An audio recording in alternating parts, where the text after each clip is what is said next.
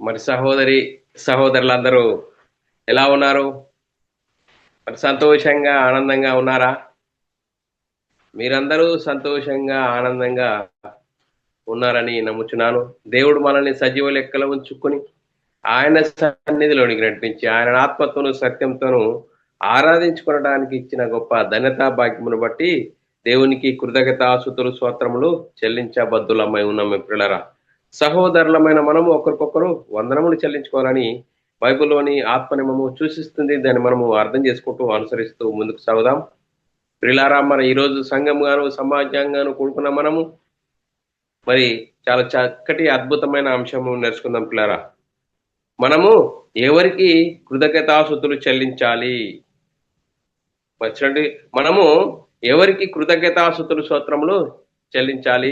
మనము దేవునికి ఎందుకు కృతజ్ఞతాస్తుతులు స్తోత్రములు చెల్లించాలి? మరి మరి మరి ఈ అంశమును మనం ఎందుకు నేర్చుకోవాలి అనేది మనం ఆలోచన చేసినట్లయితే మనము దేవునికి ఎందుకు కృతజ్ఞతాస్తుతులు స్తోత్రములు చెల్లించుకోవాలి అనే అంశము ఈరోజు. మరి ఈ అంశమును ఎందుకు నేర్చుకోవాలి అనేది మనము ఆలోచన చేసినట్లయితే ప్రియరా, మరి దేవుని సంకల్పం బట్టి మనం ఒకసారి జ్ఞాపకం చేస్తే దేవుడు మరి పరలోకంలో పరిశుద్ధుడు పరిశుద్ధుడు ప్రతి గానాల ద్వారా మరి దేవుడు కొనియాడబడుచున్నప్పుడు దేవునికి ఒక ఆలోచన కలిగింది. దేవునికి ఏం ఆలోచన కలిగింది? దేవుడు పరిశుద్ధుడు గనక నా పరిశుద్ధతకు నా కీర్తికి మరి నా కృపామయముకు కీర్తి కలగజేయడానికి నాకు అనేక మంది కుమారులు కావాలని దేవునికి ఒక సంకల్పం కలిగింది. ఆ సంకల్పమును బట్టి పిల్లారా, మరి దేవుడు ఏం చేసాడు? జగత్తి పునాది వేయబడక మునిపే చూడండి పిల్లారా, మనము మరి ఆయన సంకల్పమును బట్టి మరి జగత్తులోనున్న వాటన్నిటినీ కలగజేశాడు. పంచభూతాలను కలగజేసి ప్రకృతిని అంతా కలగజేసి 6వ దినమున ఆదాము అవ్వలను చేసి వారిని ఆశీర్వదించి వారిని ఏదోని తోటలో పెట్టాడు పిల్లరా. ఏదైనా తోటలో పెట్టి వారికి ఒక ఆజ్ఞ ఇచ్చాడు. ఈ తోటలో ఉన్న అన్ని ఫలములను మీరు నిరభ్యంతరంగా తినవచ్చును, కానీ తోట మధ్యలో ఉన్న మంచి చెడ్డలను తెలివినిచ్చే వృక్ష ఫలము తినకూడదు, తింటే చనిపోతారా అన్నాడు. పిల్లరా, మరి దేని గురించి?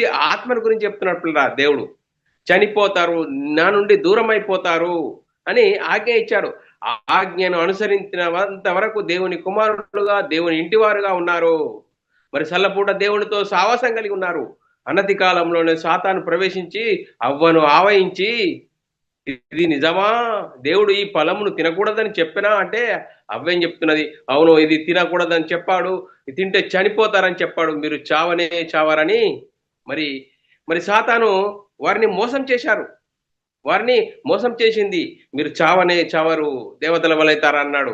అందుకోసమే మరి దేవుని కుమారులు గొప్పనా, దేవతలు గొప్పనా అంటే చూడండి బరా, దేవుని కుమారులుగా ఉన్న వారిని వారికి ఉన్న ఆ మహిమను వారు తెలుసుకోలేక వారు సాతాను మాటను విని అవ్వ మరి ఆ పండును తిన్నది, ఆదాముకి ఇచ్చింది.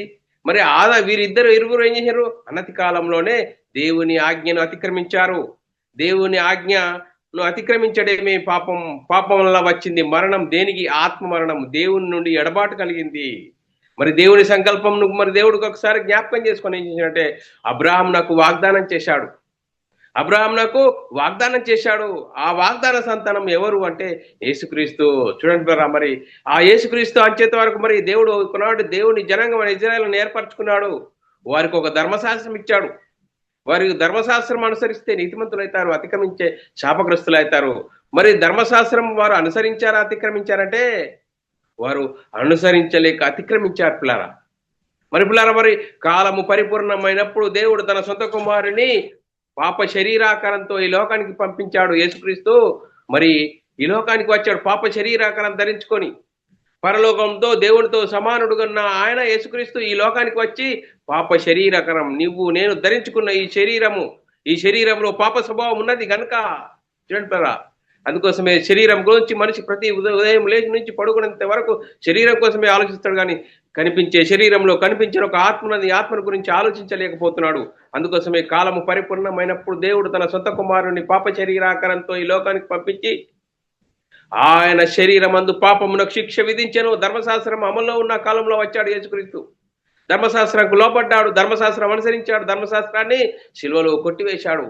ధర్మశాస్త్రం అందరిని పాపంలో బంధించింది. అందుకోసమే ఏ ఒక్కరు నీతివంతులు లేరు. దేవుడు అనుగ్రహించి మహిమను పొందలేక పాపము చేసినందునా. పాపము చేస్తేనే పాప అవుతాడు, కానీ పాపం చేయని వాడు పాపి కాడని బైబిల్ చాలా చక్కగా చెప్తుంది. చూడండి మరి పాప స్వభావం ఎందులో ఉంది? శరీరంలో ఉంది. శరీరంలో ఉంది, ఆత్మలో లేదు. చూడండి మరి మనం ఆలోచన చేద్దాం పిల్లరా. మరి యేసుక్రీస్తు ఈ లోకానికి వచ్చి ఎప్పుడో వచ్చాడంటే ధర్మశాస్త్రం అమల్లో ఉన్న కాలంలో వచ్చాడు. ధర్మశాస్త్రంకు లోపడ్డాడు, ధర్మశాస్త్రం అనుసరించాడు, ధర్మశాస్త్రాన్ని సిలువలో కొట్టివేశాడు. చూడండి పిల్లరా, మరి మరి యేసుక్రీస్తు ఈ లోకానికి వచ్చేసిండు, మరణం నిరర్ధకం చేశాడు. ఆ యేసుక్రీస్తు మరణం నిరర్ధకం చేసి, ఏ మరణం అండి? భౌతిక మరణం ప్రతి ఒక్కరికి ఉంటుంది పిల్లరా. భౌతిక మరణము పుట్టినవాడు గిట్టక మరణం అని బైబిల్ చాలా చక్కగా చెప్తున్నది. మరి భౌతిక మరణం అందరికి ఉంటుంది, కానీ ఆత్మ మరణం ఇక్కడ బైబిల్ చెప్పేది. ఆత్మ మరణము దేవుని నుండి ఎడబాటైన మనం అందరము దేవునితో మరి దేవునికి మరి దేవుని ఇంటి వారం కావాలంటే మర్చిపోయారా, ఆ యేసుక్రీస్తు మరణమును నిరర్ధకం చేసి జీవమును అక్షయతను సువార్త వలన వెలుగులోనికి వచ్చాడు. సువార్త వలన వెలుగులోనికి వచ్చాడు. యేసుక్రీస్తు ధర్మశాస్త్రంకు లోపడ్డాడు, ధర్మశాస్త్రం అనుసరించాడు, ధర్మశాస్త్రాన్ని శిలువలో కొట్టివేశాడు. యేసుక్రీస్తు అందుకోసమే శిలువేయబడ్డాడు, మరణించాడు, సమాధి చేపట్టాడు, మూడవ రోజున తిరిగి లేచాడు. మరి పరలోకానికి వెళ్ళి పరలోకం పరిశుద్ధాత్మను పంపిస్తే ఆ పరిశుద్ధాత్మను పొందుకున్న 12 మంది యేసుక్రీస్తు మరణ సమాధి సువార్తల గురించి ప్రకటించారు. ఆ సువార్తలో ఉంది దేవుని శక్తి. ఆ దేవుని శక్తి ఏంటంటే నేను మనమై ఉన్న ఆత్మరక్షణ, నిత్య జీవము, పరలోక ప్రాప్తి, దేవుని ఇంటి వారం, పరలోకానికి వారసులమయ్యే గొప్ప ధన్యత మరి యేసుక్రీస్తును విశ్వసించడం ద్వారానే కలుగుతుందని లేఖనం చెప్తుంది. అందుకోసమే మనం ఏం చేస్తుంటాం, ఏ ఒక్కరు నీతిమంతులు లేరు, దేవుడు అనుగ్రహించి మహిమను పొందలేక పాపం చేసినందున. అందుకోసమే ఆ పాప విముక్తి కలగాలంటే యేసుక్రీస్తు దేవుని కుమారుడు, యేసుక్రీస్తు ప్రభు అని విశ్వసించి మరి యేసుక్రీస్తు నామములో బాప్తిసం పొందడం ద్వారా పాప జీవితము బాప్తిసంలో పాతిపెట్టబడుతుంది. తిరిగి లేవడం ద్వారా నూతన జీవితము. చూడండి, ఇంత గొప్ప భాగ్యము దేవుడు తన సొంత కుమారుని పాప శరీరాకారంతో ఈ లోకానికి పంపి మనందరి కోసం యేసుక్రీస్తు శిలువలో శిలువేయబడ్డాడు. ఆయన రక్తము చివరి బొట్టు వరకు మనందరి కోసం కార్చాడు, మరణించాడు, సమాధి చేయబడ్డాడు. లేఖనాల ప్రకారం 3వ దినం తిరిగి లేచి పరలోకానికి వెళ్ళి పరలోకంలో పరిశుద్ధాత్మను పంపితే ఆ పరిశుద్ధాత్మను పొందుకున్న 12 మంది యేసుక్రీస్తు మరణ సమాధి పునర్ధానం గురించి సువార్తను ప్రకటించారు.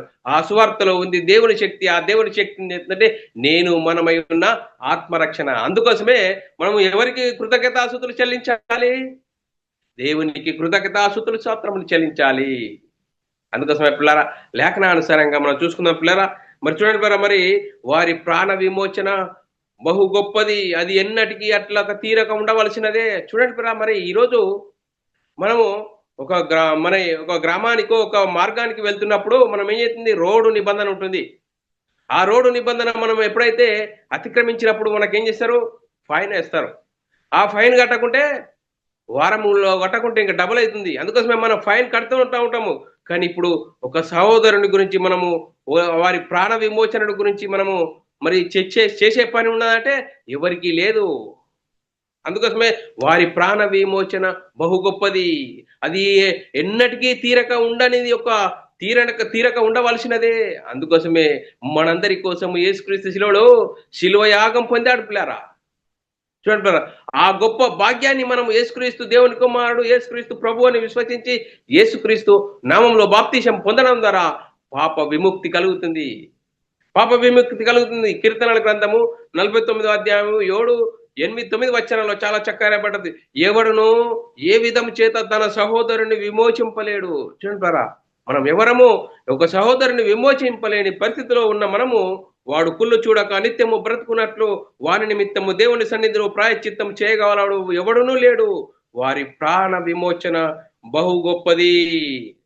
చూడండి, వారి ప్రాణ విమోచన ధనము బహు గొప్పది, అది ఎన్నటికీ అట్లు తీరక ఉండవలసినదే. చూడండి పిల్లరా, లోకమంతా సంపాదించుకొని తన ప్రాణమును పోగొట్టుకుంటే మన లాభమా? ఏమి లాభం లేదు పిల్లరా. చూడండి పిల్లరా, అందుకోసమే వారి ప్రాణ విమోచన ధనము బహు గొప్పది.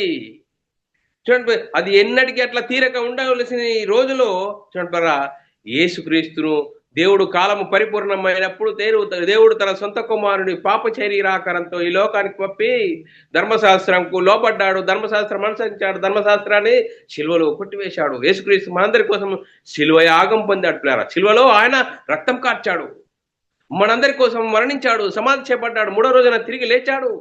తిరిగి లేచి పరలోకానికి వెళ్ళి పరలోకమున పరిశుద్ధాత్మను పంపిస్తే ఆ పరిశుద్ధాత్మను పొందుకున్న 12 మంది యేసుక్రీస్తు మరణ సమాధి పునర్ధానం గురించి సువార్తను ప్రకటించారు. ఆ సువార్తలో ఉంది దేవుని శక్తి. ఆ దేవుని శక్తి అంటే నేను మనమై ఉన్న ఆత్మరక్షణ, నిత్య జీవం, పరలోక ప్రాప్తి. చూడండి, ఆదామవ్వలు పోగొట్టుకున్న ఆ దేవుని కుమారత్వము యేసుక్రీస్తు నామములో బాప్తిసం పొందుకుంటే అప్పుడు ఆ మనోనేత్రాలు వెలిగింపబడతాయి. ఈ నేత్రాలు కాదు, ప్రకృతి సంబంధం నేత్రాలు కాదు, మనోనేత్రాలు వెలిగింపబడ్డప్పుడు ఈ కనిపించే శరీరంలో కనిపించిన ఒక ఆత్మ ఉన్నది. ఈ ఆత్మ ఉంటేనే ఈ శరీరంలో కూటి కోసం కోటి విద్యలన్నీ స్టార్ట్ అవుతున్నాయి. చూడండి, మరి మనం ఆలోచన చేయాలి. ఆత్మరక్షణ, నిత్య జీవము, పరలోక ప్రాప్తి. అందుకోసమే చూడండి, యేసుక్రీస్తు నమ్ముకుంటే ఆ పరలోక సంబంధమైన ఆత్మ సంబంధమైన ఆశీర్వాదము. ఎఫెసీయులకు రాసిన పత్రిక 1:3 మన ప్రభు అయిన యేసుక్రీస్తు యొక్క తండ్రి యగు దేవుడు స్తుతింపబడును గాక. ఆయన క్రీస్తునందు పరలోక విషయంలో ఆత్మ సంబంధమైన ప్రతి ఆశీర్వాదము మనకు అనుగ్రహించెను. యేసుక్రీస్తు గ్రహించడు. యేసుక్రీస్తు ద్వారా దేవుడు మనకు ఏం గొప్ప భాగ్యాన్ని ఇచ్చాడంటే పరలోక విషయంలో ఆత్మ సంబంధమైన ప్రతి ఆశీర్వాదము. ఆత్మ సంబంధమైన ఆశీర్వాదం అండి. ఆత్మను జీవింపజేసుకోవడం, ఆత్మను బ్రతికింపజేసుకోవడం దేవుని కుమారులుగా గొప్ప ధన్యత. చూడండి పిల్లల, అందుకోసమే దేవునికి కృతజ్ఞతాస్తుతులు స్తోత్రములు చెల్లించాలి. అందుకోసమే జగత్తి పునాది వేయబడక మునిపే మనల్ని ప్రేమ చేత క్రీస్తులో ఏర్పరచుకున్నాడు పిల్లరా. ఎఫెసీయులకు రాసిన పత్రిక 1:6 మనము తన ఎదుట పరిశుద్ధులమును, చూడండి పిల్లరా, మనము తన ఎదుట పరిశుద్ధులమును నిర్దోషులమై ఉండవలనని. చూడండి పిల్లరా, దేవుడు పరిశుద్ధుడు కాక దేవునికి అనేక మంది కుమారులు కావాలి. ఆయన పరిశుద్ధతకు, ఆయన కృపామహిమకు కీర్తి కలుగజేయాలి. కాబట్టి చూడండి, జగత్తి పునాది వేయబడక మునిపే ప్రేమ చేత ఆయన క్రీస్తులో మనల్ని ఏర్పరచుకున్నాడు. అందుకోసమే పిల్లారా, క్రీస్తును విశ్వసించడం ద్వారా దేవుని కుమారులము, దేవుని ఇంటివారమయ్యే గొప్ప భాగ్యము. చూడరా, మరి అప్పుడు మన మనోనేత్రాలు వెలిగింపబడితే అప్పుడు ఆత్మ సంబంధమైన సంగతులతో అప్పుడు మనం అర్థం చేసుకుని మన ఆత్మీయత స్థితిని చక్కదిద్దుకుంటాం పిల్లారా. అందుకోసమే మరి యేసుక్రీస్తును విశ్వసించడం ద్వారా ఆత్మ సంబంధమైన ఆశీర్వాదము, దేవుని కుమారులము. అందుకోసమే జగత్తు పునాది వేయబడక మునిపే మనల్ని క్రీస్తులో ఏర్పరచుకున్నాడు. కాబట్టి మరి క్రీస్తును విశ్వసించడం ద్వారా తేజోవాసులైన పరిశుద్ధుల స్వాస్థ్యంలో పాలివారమైతమాట. చిన్నరా, తేజోవాసులమైన పరిశుద్ధులలో పాలివారు. కొలసీలకు రాసిన పత్రిక 1:12-13 చాలా చక్కగా రాయబడ్డది. తేజోవాసులైన పరిశుద్ధుల స్వాస్థ్యములో పాలివారమగునట్లు మనలను పాత్రులుగా చేసిన తండ్రికి మీరు కృతజ్ఞతాస్తుతులు స్తోత్రములు చెల్లింపవలననియో దేవుని బతిమాలుచున్నాను. చూడండి పిల్లరా, ఎప్పుడు ఎందుకో ఎంత గొప్ప భాగ్యము. తేజోవాసులైన పరిశుద్ధుల స్వాస్థ్యములో పాలివారమగునట్లు మనను పాత్రుడుగా చేసిన తండ్రికి మీరు కృతజ్ఞతాస్తుతులు స్తోత్రములు చెల్లింపవలనని దేవుని బతిమాలుకొనుచున్నాను. ఆయన మనల్ని ఏం చేసాడు? అంధకార సంబంధమైన అధికారంలో నుండి, చూడండి, చనిపోతే నిత్య నరకానికి వెళ్తున్న ఆ భయంకర పరిస్థితిలో నుండి నిత్య జీవంలోనికి, అంధకార సంబంధమైన అధికారంలో నుండి విడుదల చేసి తాను ప్రేమించే తన కుమారుని యొక్క రాజ్య నివాసులుగా చేసెను. క్రీస్తు నుంచి విశ్వసించడం ద్వారా క్రీస్తు రాజ్యంలో చేర్చబడిన మనము దేవుని కుమారులము, దేవుని ఇంటివారమయ్యే గొప్ప భాగ్యము. దేవునికి తన ప్రేమించిన తన కుమారుని యొక్క రాజ్య నివాసులుగా చేసెను. చూడండి, మరి రాజ్య నివాసులుగా చేసిన మనం ఎక్కడ?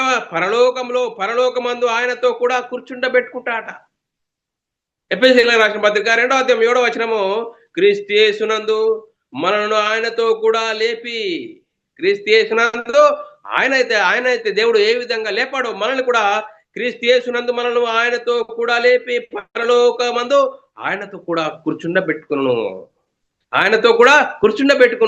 యేసుక్రీస్తు ఈ లోకానికి వచ్చి అక్కడ సుఖపడ్డా? లేదండి పిల్లారా. ఆయన దేవుని కుమారుడుగా యేసుక్రీస్తు ఈ లోకానికి వచ్చి దేవుని చిత్తాన్ని నెరవేర్చాడు. అందుకోసమే క్రీస్తునందు విశ్వాసం ఉంచిన మనము క్రీస్తు కూడా సమపడిన ఏళ్ళ ఆయన తోడి వారసులమైతాము. ఇంత గొప్ప భాగ్యం పిల్లారా. అందుకోసమే మీ జీవము క్రీస్తు కూడా దేవుని యందు దాచబడి ఉన్నది. ఇప్పుడు మన జీవం ఎక్కడున్నదండి? క్రీస్తు కూడా దాచబడి ఉన్నాను. కొలసీలకు రాసిన పత్రిక 3:2-3-4 చాలా చక్కగా రాయబడ్డది. చూడండి, మరి మనం ఏం చేయాలా? పైనున్న వాటి మీదనే గాని భూ సంబంధమైన వాటి మీద మనసు పెట్టకుడి. ఎందుకయ్యా భూ సంబంధమైన వాటి మీద మనసు పెట్టకుండంటే, ప్రకృతి సంబంధంగా నువ్వు ఆలోచిస్తే ఈ శరీరము ఎప్పుడు నిన్ను కూటి కోసం కోటి విద్యలో బిజీ బిజీ జీవితం జీవించే భయంకరమైన పరిస్థితి ఉన్నది. అందుకోసమే ఆత్మరక్షణ, నిత్య జీవం, ఆత్మను గురించి ఆలోచన చేయాలి. ఏలైనగా మీరు మృతి పొందితిరి. ఎప్పుడు మృతి పొందామండి? యేసుక్రీస్తు దేవుని కుమారుడు, యేసుక్రీస్తు ప్రభు అని విశ్వసించి యేసుక్రీస్తు నామములో బాప్తిసం పొందడం ద్వారా పాప జీవితం పాతి పెట్టబడుతుంది. తిరిగి లేవడం ద్వారా క్రీస్తు జీవించే వారముగా ఉంటాము. క్రీస్తు మహిమను ధరించుకుంటాము. అందుకోసమే మీ జీవం క్రీస్తు కూడా దేవుని యందు దాచబడి ఉన్నది. మనకు జీవమై ఉన్న క్రీస్తు ప్రత్యక్షమైనప్పుడు, యేసుక్రీస్తు ప్రత్యక్షమైనప్పుడు మీరును ఆయనతో కూడా మహిమయందు ప్రత్యక్షపరచబడుదురు. చూడండి, మనం కూడా యేసుక్రీస్తు ప్రత్యక్షమైనప్పుడు ఆయన మహిమయందు ప్రత్యక్షపరచబడుదుమాట. చూడండి, ఇంత గొప్ప భాగ్యం మనకు అర్థమవుతుందా? క్రీస్తు మహిమను ధరించుకోవడం అంటే ఏంటి? మరి ఏంటి? ఈ డ్రెస్సా? కాదు పిల్లారా, ఆత్మరక్షణ, నిత్య జీవం, పరలోక ప్రాప్తి. అందుకోసమే వచ్చినట్ల జీవం గల దేవుని పట్టణమందు, పరలోకమందు, యెరూషలేము వేవేల కొలది దేవదూతల యొద్దకు మనము చేర్చబడిన వారమాట. ఎబ్రీల రాసిన పత్రిక 12వ అధ్యాయము 23-24 వచనము, క్రీస్తు సంఘంలో చేర్చబడిన మనము, క్రీస్తునందు విశ్వాసం ఉంచిన మనము ఎంత గొప్ప భాగ్యవంతులమాట లేఖనం చెప్తుంది. ఎబ్రీల రాసిన పత్రిక 12వ అధ్యాయం 22-23 వచనంలో, ఇప్పుడైతే సియోను కొండకును, జీవము గల దేవుని పట్టణమునకు అనగా పరలోకము యెరూషలేమునకును, వేవేల కొలది దేవదూతల యొద్దకును, పరలోకమందు వ్రాయబడి ఉన్న జ్యేష్ఠుల సంఘమునకును, వారి మహోత్సవమునకును, అందరి న్యాయాధిపతి అయిన దేవుని యొద్దకును, సంపూర్ణ సిద్ధి పొందిన నీతిమంతుల ఆత్మల యొద్దకు మనం చేర్చబడినాము. చూడండి, ఎంత గొప్ప భాగ్యంలో మనల్ని దేవుడు ఉంచాడు పిల్లారా. ఆ భాగ్యం మనం పొందుకున్న మనము ఆ భాగ్యాన్ని అనుభవించుకుంటున్నామా? ఆ భాగ్యం మనకు అర్థమవుతుందా? అందుకోసమే దేవునికి కృతజ్ఞతాస్తుతులు స్తోత్రములు చెల్లించాలి.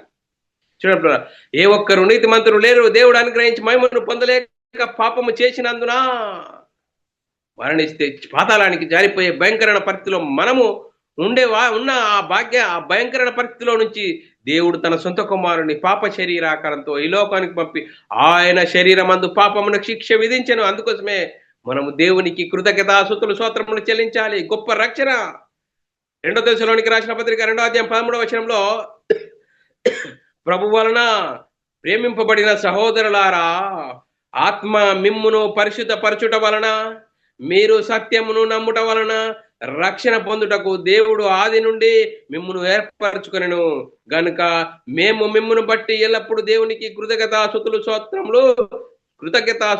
చెల్లించబద్దులమై ఉన్నాము. మిమ్మల్ని బట్టి దేవునికి కృతజ్ఞతాస్తుతులు చెల్లించబద్దులమై ఉన్నాము. అందుకోసమే దేవునికి మనం ఎందుకు కృతజ్ఞతాస్తుతులు స్తోత్రములు చెల్లించాలి?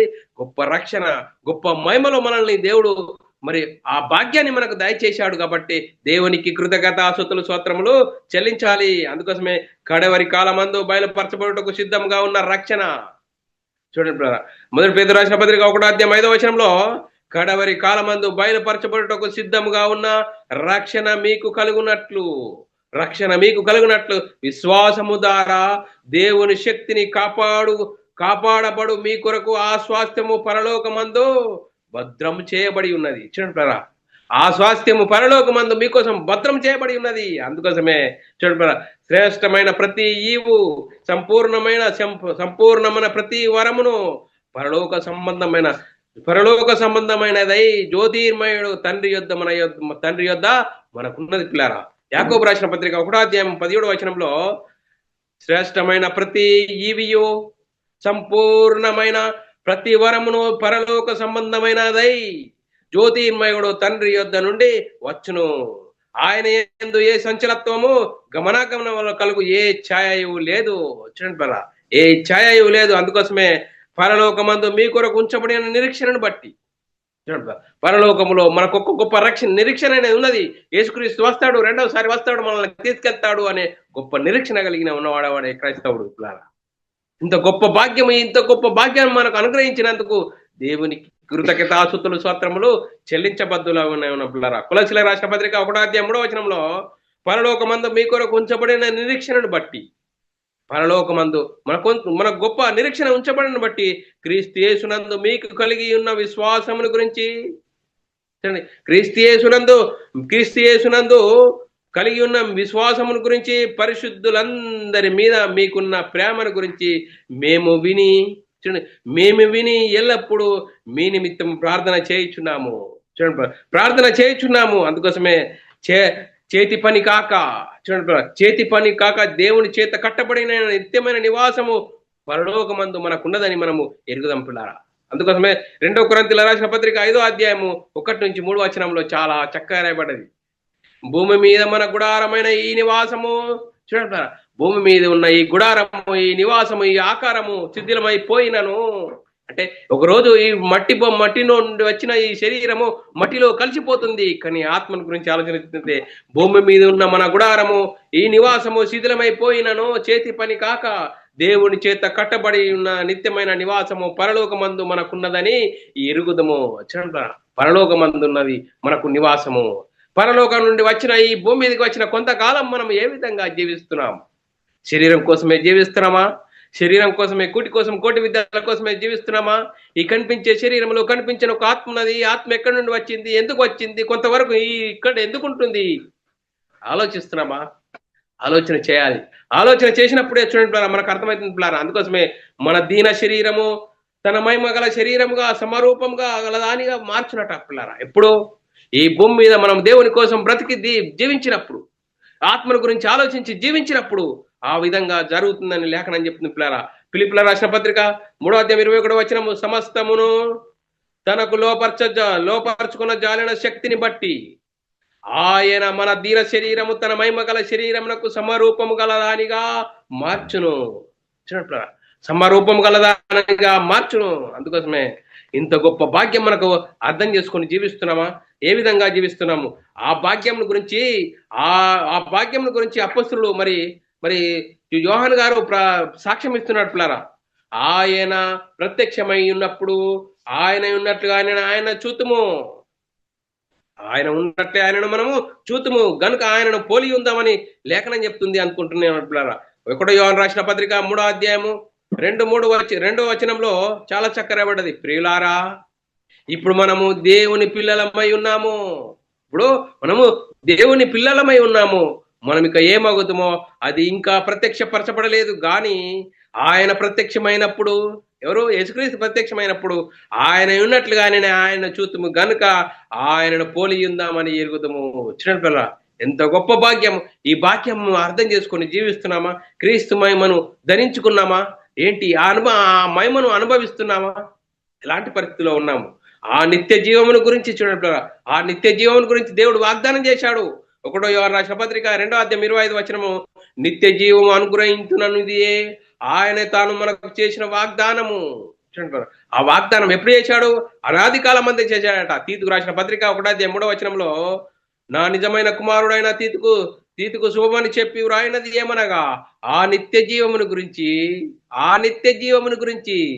చూడండి, అబద్ధమాడ నేరని దేవుడు, రక్షకుడైన దేవుని ఆజ్ఞ ప్రకారం నాకు అప్పగింపబడిన సువార్త ప్రకటన వలన తన వాక్యము యుక్త కాలమందు బయలుపరచను. చూడండి, ఆయన వాక్యము యుక్త కాలమందు బయలుపరచను. ఆ భాగ్యం గురించి సాక్ష్యం ఇస్తున్నారు పిల్లరా యోహాను గారు. చూడండి, ఏమని సాక్ష్యం ఇస్తున్నారు? 1వ యోహాను రాసిన పత్రిక 5వ అధ్యాయం 10-11 వచనాల్లో చాలా చక్కరబడ్డది. ఆ సాక్ష్యమేమనగా దేవుడు మనకు నిత్య జీవమును దయచేసెను. ఆ జీవము ఆయన కుమారుని అందున్నది. చూడండి, ఆ జీవము ఆయన కుమారుని అందున్నది. దేవుని కుమారుని అంగీకరించువాడు జీవము గలవాడు, దేవుని కుమారుని అంగీకరింపనివాడు జీవము లేనివాడు. చూడండి, దేవుని కుమారుని అంగీకరించేవాడు జీవము గలవాడు, దేవుని కుమారుని అంగీకరింపనివాడు జీవము లేనివాడు. ఆ జీవమును గురించి ఎలా విధంగా సాక్ష్యం ఇస్తున్నారు అనేది లేఖనాలను బట్టి చూసినట్లయితే 1వ యోహాను రాసిన పత్రిక 1వ అధ్యాయం 1-2 వచనాలు చాలా చక్కగా రాయబడ్డది. ఆ జీవమును గురించినది ఆది నిండు ఏది ఉండెనో మేమేమి వింటిమో, ఈ కన్నులారా ఏది చూచితిమో, ఏది నిదానించి కనుగొంటిమో, మా చేతులు దేన్ని తాకి చూసెనో అది మీకు తెలియజేయుచున్నాము. ఆ జీవము ప్రత్యక్షమాయను. చూడండి, తండ్రి యొద్ద ఉండి మాకు ప్రత్యక్షమై ఆ నిత్య జీవను మేము చూసి ఆ జీవమును గురించి సాక్ష్యం ఇచ్చుచున్నాము, దానిని మీకు తెలియపరచుచున్నాము. చూడండి, యోహాను గారు ఏం చెప్తున్నారు? ఆ నిత్య జీవము మేము చూశాము, తాకాము, కానీ ఆ నిత్య జీవమును గురించే మీకు సాక్ష్యం ఇచ్చుచున్నాము. చూడండి పిల్లరా, ఏ విధమైన ఆ సాక్ష్యం ఇస్తున్నారు పిల్లరా. అందుకోసమే ఎన్ని వాగ్దానాలైనా అన్ని క్రీస్తునందు అవునండి అన్నట్టుగానే ఉన్నాయట. రెండో కొరింథీయులకు రాసిన పత్రిక 1వ అధ్యాయం 20 వచనంలో దేవుని వాగ్దానములు, చూడండి, దేవుని వాగ్దానములు ఎన్ని అయినను అన్ని క్రీస్తునందు అవునన్నట్టుగానే ఉన్నవి. చూడండి, యేసుక్రీస్తుని గురించి మరి ప్రవక్తలు ప్రవచించారు. ఆ ప్రవచించిన ప్రకారమే యేసుక్రీస్తు ఈ లోకానికి వచ్చాడు. ఆ ప్రవచనం నెరవేర్పు జరిగింది యేసుక్రీస్తులోనే. అందుకోసమే దేవుని వాగ్దానములు ఎన్ని అయినను అన్ని క్రీస్తునందు అవునన్నట్టుగానే ఉన్నాయి కనుక మన ద్వారా దేవునికి మహిమ కలుగునట్లు అవి ఆయన వలన నిశ్చయములై ఉన్నాయి. చూడండి, ఆయన వలన నిశ్చయములై ఉన్నాయి. ఆ నిశ్చయమునైన ఆ నిత్య జీవమును గురించి యేసుక్రీస్తు ఈ లోకంలో ఏ విధంగా జీవించాడో యోహాను గారు చెప్తున్నట్లరా. యోహాను రాసిన సువార్త 1వ అధ్యాయం 4-5 వచనంలో ఏ విధంగా యేసుక్రీస్తు జీవించాడు. ఆయనలో జీవముండెను, ఆ జీవము మనుషులకు వెలుగై ఉండెను. ఈ రోజు యేసుక్రీస్తు ఈ లోకంలో ఏ విధంగా జీవించాడు? ఆయనలో జీవం ఉండేట, ఆ జీవము మనుషులకు వెలుగై ఉండెను. ఆ వెలుగు చీకటిలో ప్రకాశించుచున్నది, గాని చీకటి దాన్ని గ్రహింపకుండెను. చూడండి, చీకటి దాన్ని గ్రహింపకుండెను. అందుకోసమే ఆ జీవమును గురించి వారు తెలుసుకోలేకపోయారు. అందుకోసమే అపొస్తలులు కూడా మరి మీరు కూడా అందరూ వెళ్ళిపోతున్నారు, మీరు కూడా వెళ్ళిపోవాలనుకుంటున్నారా అని మరి అడిగినప్పుడు వారు ఏమంటున్నారు? యోహాను సువార్త 6వ అధ్యాయము 67-68 వచనాలను మనం ఆలోచన చేసినట్లయితే, కాబట్టి యేసుక్రీస్తు వారు అపొస్తలులను శిష్యులను ఏమంటున్నాడే, కాబట్టి యేసు మీరు కూడా వెళ్ళిపోవాలని ఉన్నారా అని 12 మందిని అడగగా, మరి సీమోను పేతురు ఏమంటున్నట్టే, సీమోను పేతురు, ప్రభువా ఎవని యొద్దకు వెళ్ళుదమో, నీవే నిత్య జీవపు మాటలు గలవాడవు. చూడండి, అందుకోసమే యేసుక్రీస్తు ఏ విధంగా అన్నాడు? నేనే మార్గము, నేనే జీవమును. యోహాను సువార్త 14వ అధ్యాయం 6వ వచనంలో యేసు నేనే మార్గమును, సత్యమును, జీవమును, నా ద్వారా తప్ప తండ్రి యొద్దకు ఎవడు రాడు. యేసుక్రీస్తు ద్వారా నే తండ్రి యొద్దకు చేరగలము అని లేఖనం చెప్తున్నారా. యోహాను సువార్త 1వ అధ్యాయం 9-10 వచనాల్లో నిజమైన వెలుగు ఉండెను, అది లోకంలోనికి వచ్చుచు ప్రతి మనుషుని వెలిగించుచుండెను. యేసుక్రీస్తు జీవించిన కాలంలో ఆయన లోకంలో ఉండెను, లోకము ఆయన మూలముగా కలిగెను, కానీ లోకము ఆయనను తెలుసుకోలేదు. కలిగి ఉన్నది ఏదో ఆయన లేకుండా కలగలేదు. ఆయన గురించి లోకం తెలుసుకోలేదట.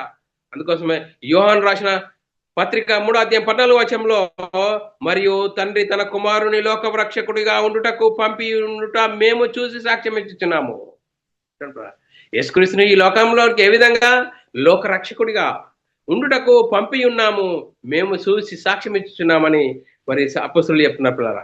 ఆ సాక్ష్యం గురించి ఏంటంటే, చూడండి పిల్లరా, ఆ సాక్ష్యం గురించి ఏ విధంగా అపొస్తలులు సాక్ష్యం ఇస్తున్నారు? అపొస్తల కార్యం 4వ అధ్యాయం 12వ వచనంలో, మరియు ఎవని వలన రక్షణ కలగదు, ఎవరి వలన రక్షణ కలగదు, ఈ నామమునే మనం రక్షణ పొందవలను, గాని ఆకాశం కింద మనుషులలో ఇయ్యబడిన మరి ఏ నామంలో రక్షణ పొందలేమనెను.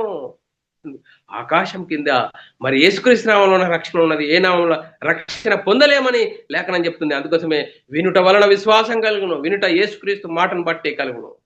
ఏ బాలుడైన క్రీస్తుని గురించా, మృదుల నుండి తిరిగి లేచిన యేసుక్రీస్తుని గురించే మరి మరి మరి విశ్వాసం కలుగునని లేఖనం చెప్తుంది పిల్లారా. అందుకోసమే మొదటి దశలోనికి రాసిన పత్రిక 5వ అధ్యాయం 10వ వచనము, మనం మేలుకొని ఉన్నను, నిద్రపోచున్నను, ఆయనతో కూడా జీవించు నిమిత్తము ఆయన మన కొరకు మృతి పొందెను. చూడండి, యేసుక్రీస్తు ఈ లోకానికి వచ్చేను, మనం మేలుకొని ఉన్నాను, నిద్రపోవచ్చున్నాను, తనతో కూడా జీవించిన నిమిత్తము ఆయన మన కొరకు మృతి పొందెను, మేలు పొందుతున్నాను. చూడండి, యేసుక్రీస్తునందు విశ్వాసం ఉంచిన నీవు మేలుకొని ఉన్నాను, మరి నిద్రించుచున్నా అంటే చనిపోయినాను. చూడండి, చనిపోయినను, మనందరి కోసం ఆయన మన కొరకు మృతి పొంది తిరిగి లేచెను అని లేఖనాలు రాయబడ్డాయి పిల్లలు. అందుకోసమే చూడండి, మనం ఎందుకు దేవునికి కృతజ్ఞతాస్తుతులు స్తోత్రములు చెల్లించాలంటే, కొలస్సీయులకు రాసిన పత్రిక 3వ అధ్యాయం 17వ వచనము, మరియు మాట చేత గాని క్రియ చేత గాని మీరేమి చేసినను ప్రభు అయిన యేసుక్రీస్తు ద్వారా తండ్రి అయిన దేవునికి కృతజ్ఞతాస్తుతులు స్తోత్రములు చెల్లించుచు సమస్తమును ఆయన పేరట చేయుడి. చూడండి, ఆయన పేరట చేయుడి. చూడండి, దేవునికి ఏ విధంగా ప్రభు అయిన యేసుక్రీస్తు ద్వారా దేవునికి కృతజ్ఞతాస్తుతులు స్తోత్రములు చెల్లించండి. ఏ విధం చేతనైనను చూడండి బ్రదర్. మరి ఎందుకు దేవునికి కృతజ్ఞతాస్తుతులు స్తోత్రములు చెల్లించాలంటే మన పాప శాపం నుంచి మనల్ని తప్పించాడు. మనల్ని తప్పించడానికి తన ప్రియకుమారుని ఈ లోకానికి పంపించాడు. ఆయన పాప శరీరాకారంతో ఈ లోకానికి వచ్చాడు. ఆయన శరీరమందు పాపమునకు శిక్ష విధించెను. ఆయన మనందరి కోసము సిలువ వేయబడ్డాడు. మన అందరి కోసము మన యేసుక్రీస్తు శరీరము గాయాల పాలైంది. యేసుక్రీస్తు మనందరి కోసము ఆయన చివరి రక్తం పొట్టు వరకు కార్చాడు పిల్లారా. అందుకోసమే మనము గొప్ప రక్షణ దేవుడు యేసుక్రీస్తు ద్వారా మనకు గొప్ప రక్షణ ఇచ్చాడు. అందుకోసమే దేవునికి కృతజ్ఞతాస్తుతులు స్తోత్రములు చెల్లించాలి. మొదటి దశలోనికి రాసిన పత్రిక 5:18 ప్రతి విషయమునందు కృతజ్ఞతాస్తుతులు స్తోత్రములు చెల్లించండి. ఇలాగు చేయుట యేసుక్రీస్తు నందు ఈ విషయంలో దేవుని చిత్తము. చూడండి, దేవుని చిత్తము. అందుకోసమే చూడండి, కొలసీల రాసిన పత్రిక 2:7 మీరు నేర్చుకున్న ప్రకారము